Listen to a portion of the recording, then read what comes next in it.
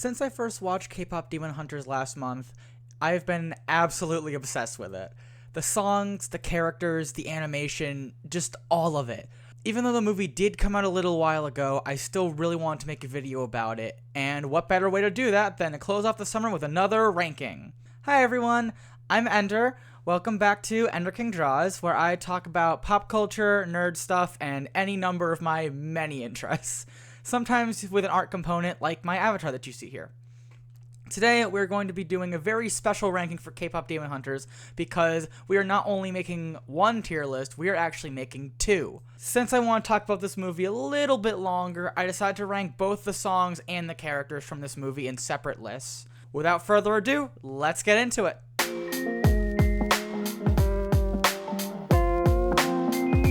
Alright, so let's start off with the characters, since you need to know the characters to get to know the songs. Let's move my little VTuber self over there. Alright, so let's go over the tiers real quick before we start. We have the top tier, best boy slash girl, or best girl slash boy. Then we have I Like You, so like characters that are like, you know, not the greatest ever, but still like I like. Then we have meh, just kind of like characters I'm like kind of like neutral towards, like I don't really care for you either way. I Don't Like You, it's just like a, you know, negative, but not like the most negative. And then I Hate You, Go Die, which is reserved for one person in this list. You'll see who that is a little bit later. Alright. So starting off with Mira, I really loved Mira. I feel like I relate to her a lot. Let's put her in Best Girl. She's probably my second favorite character of the movie. I still really like her, though. I feel like just her like general vibe and her attitude is like very relatable to me personally. I don't know. Then now we have Rumi. She's gonna be at the top of this tier list because she is my absolute favorite character. I actually got lucky enough to meet the voice actress of Rumi as of recording this a couple days ago at Boston Fan Expo. So that was super exciting. I was very happy to be able to do that. That was like a very like a last minute thing that she got added to the list of guests. So that was extremely exciting. But yeah, I really like Rumi. I really love her story in the movie. She's kind of, I've heard that apparently like one of the writers, one of the people that like worked on the movie said that her story is like somewhat inspired by like the queer experience, like the trans experience coming out, and I very much like resonated with that. I very much noticed that influence throughout the movie. It was very like nice and very like touching, especially the scene towards the end with Celine when Rumi's like her patterns are beginning to like come all over her body and she goes to see Celine and Celine's just like, no, you can keep covering it up, it's fine. And she's like, no, this is not working anymore, I have to do something different. Like I really like resonated with that scene. All right, next we have Zoe, who I'm debating which tier to put her in, because, again, I don't want to be, like, that positive, but also, like, I kind of want to be as well. Let's also put her in the top tier. Why not? Zoe is amazing. I really liked her character. She's really funny. I definitely relate to her the least out of the main three, but still very enjoyable character. I really like her vibe as well. Next, we have Bobby, who is their Huntrix's manager, so these three's manager. I have to also put him in top tier. I'm gonna be way too positive throughout this entire ranking. I just love this movie so much. But yeah, Bobby also top tier. He is just like he's like so supportive of them. He's just like such a good like manager and like a good character. He's just like so much fun. Then we have Jinu, who's the first member of the Saja Boys now that we're looking at. I keep like explaining the characters like people watching this haven't seen the movie, and if you haven't seen the movie, I don't know what you're doing here. Go watch it, please, before I like spoil the whole thing in this, because it is so much fun. It's on Netflix. Just yeah. Anyways, first member of the Saja Boys here. We got Jinu. I'm gonna put him in I Like You. I did really like his character. I liked the backstory he has with his family and with Guima, but I just don't like him as much as the other characters. It's nothing like. Not that I don't like him, it's just like the other ones are so good and he's just like he's pretty decent. But I do really like his character, his backstory with his family. I like the like sacrifice towards the end. He like turns into Rumi's sword. I thought that was really fun. But yeah. Next, we have Baby Saja. I'm going to put him in meh just because I don't really care for him that much. Like, he's, like, fine, I guess, as a character. I feel like a lot of the Saja boys, like, they don't, like... I mean, like, other than Gino, the other four, like, aren't, like, super, like, developed and stuff like that, which is partially the point of their characters because they're supposed to be, like, stereotypes of K-pop idols, of, like, K-pop boy band idols. Which, like, is probably why they intentionally didn't go too much into their characters and stuff like that, which is fine, but, like, I'm just kind of, like, neutral towards most of them. Next is Romance. I'm gonna put him in the same tier as Baby. I'll put him above Baby, I think. Same reason as him, just, like, he's just kind of there. He's fine.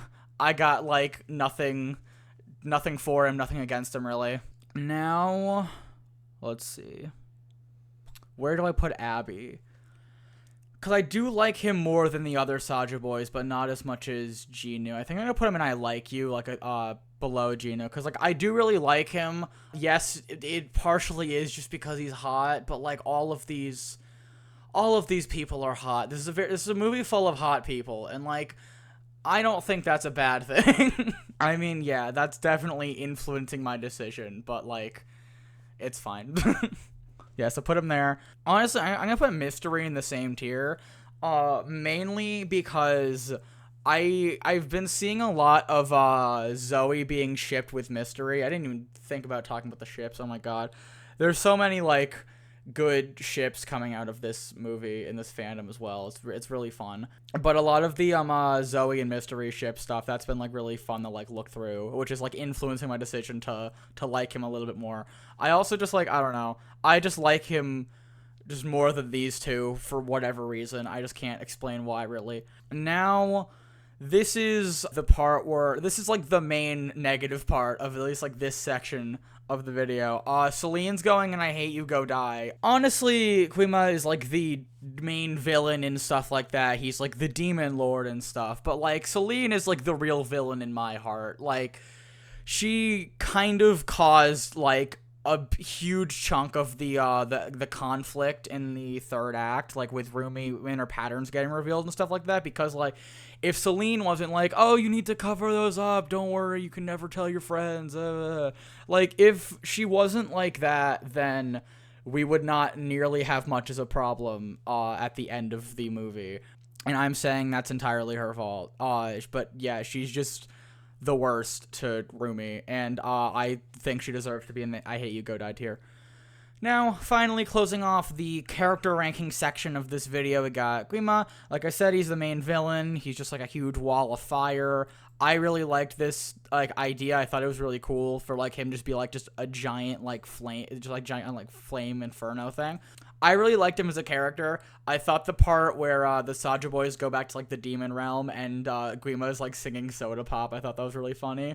I'm gonna put him in Also I Like You. I'm gonna put him above these two, actually. I really like him as a character, even though he's, like, very evil and that kind of thing. He's just a really, like, cool character. I find myself liking, you know, like, the big bad kind of characters a lot most of the time in media. So, yeah.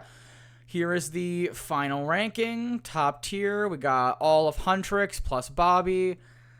Tier below that, we got Ginu, Abby, and Mystery plus Guima. And then we got the one below that, Romance and Baby. And then at the very bottom of the tier list, we have Celine because I hate her and she's the worst. And, yeah. Let's move on to the other tier list now.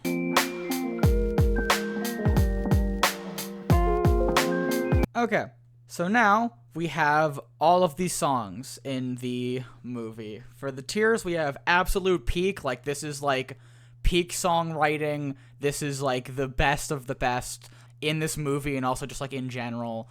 Then we have nearly peak, like, just missing it, like, still extremely, extremely good. Then we have okay, just things that are, like, you know, they're fine. We have which is, like, little bit less than fine, and then we just have no, which I'm just gonna tell you now, none of the songs are probably gonna go below the okay tier, because they're all just so good.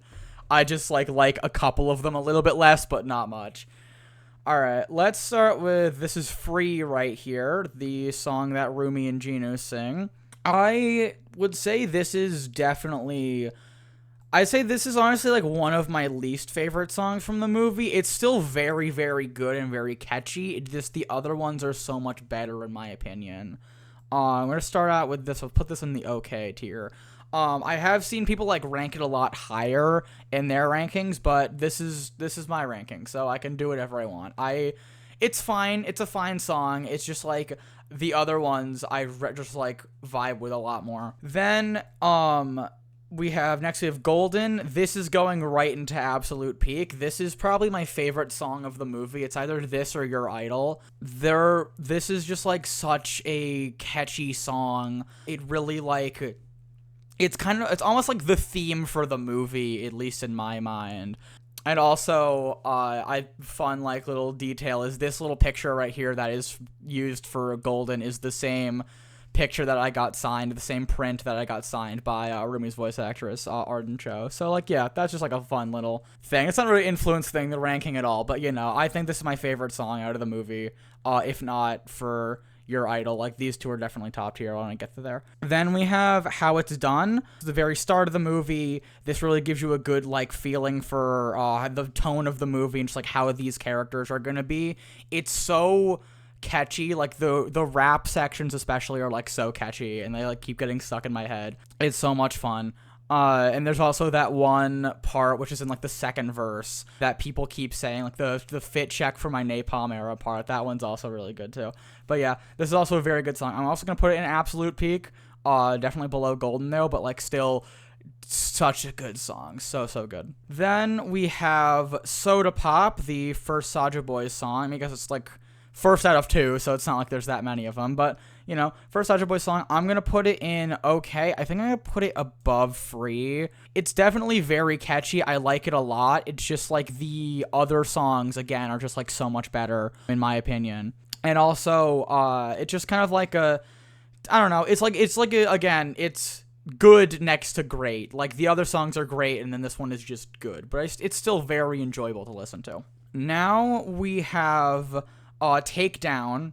I used to not like this song as much. I probably a little while ago I probably would have put it like in this tier somewhere, but now I'm actually gonna move it up to nearly peak because I don't know, the song's like really grown on me when I keep like listening to it, especially the there's another version of the song. I want to say it's done by Twice. Yes, it is done by Twice. I just wanted to double check so I'm not like lying about that.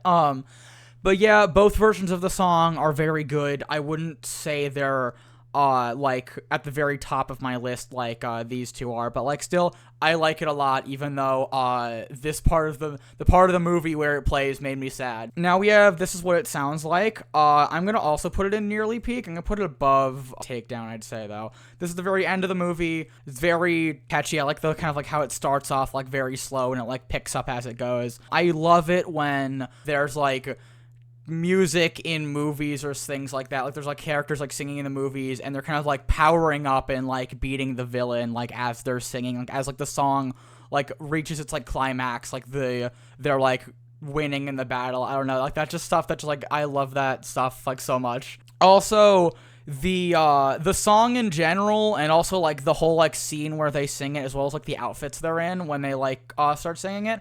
It reminds me a lot of the She-Ra reboot on Netflix, She-Ra and the Princesses of Power, which I really loved watching during the pandemic. It just reminds me a lot of that. I think it just like the colors and like the sound of the music just kind of like reminds me of like the vibe of that show, which I think is like a nice like little bonus. Finally, again, this is contested for my favorite song in the movie between this and Golden. Let's put it below Golden though, I think. Just because I like Golden like a little bit more, I'd say, but it's very, very close between those two. Now we have Your Idol. This is obviously the darkest song in the movie, like, no duh.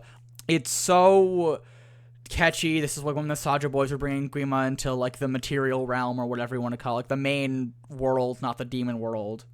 And they're like starting to steal everyone's souls. It's like so good. It's such like it's gets like stuck in your head. Like all these songs do, but like I feel like especially this, just like the I'll be your idol. And like the this part wasn't in the movie, but in the version on Spotify and the version like when you actually like listen to the song itself, like just the song, not the clip of the movie, it has like a chant in Latin at the beginning, which I like really love that part. Like just the like vibes are like so off the charts. It's just like so good sounding. I don't know how to like describe it. If you like again are still here and you haven't seen the movie, please go watch it. It's so peak. I swear to God. I know like the title kind of like throws people off sometimes. Like I don't know if I want to watch like a K-pop movie because K-pop has like a reputation, but like it's so good. Please trust me. The songs are so good. After you watch the movie, go listen to the songs, especially Your Idol, because of that. Yeah, like I said, in the movie, the like chant at the beginning isn't in the movie, but it's in like the like soundtrack version of it. It's so good. Trust me. All right. Final ranking for this section for the songs. We have Absolute Peak, Golden at the top, Your Idol, How It's Done, right under it, Nearly Peak, What It Sounds Like, and Takedown. And then under that in OK, we have Soda Pop and Free. Like I said, I didn't think either of these tiers were going to be used, but I feel like they should just be there anyways. If there were more songs, maybe there would be, but since there's so few that a lot of them are very good, which I'd rather than having a million songs and having like some of them be like kind of boring. All right, back to you, 2D version of me. That is all I have for you guys today. Thank you for sticking around till the end of the video. If you enjoyed, like and subscribe down below, and I'll see you in the next one. Bye!